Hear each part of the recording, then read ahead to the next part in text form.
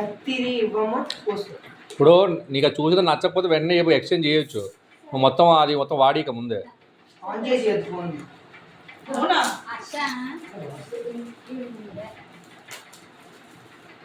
చెప్పేస్తాను ముందు. ఫోన్ కాదు అది.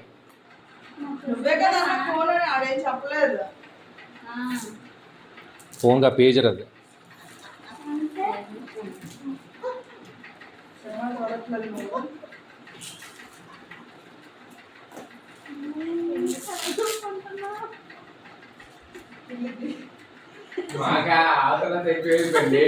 గిఫ్ట్ దేనికి అదిపించకపోతుంది.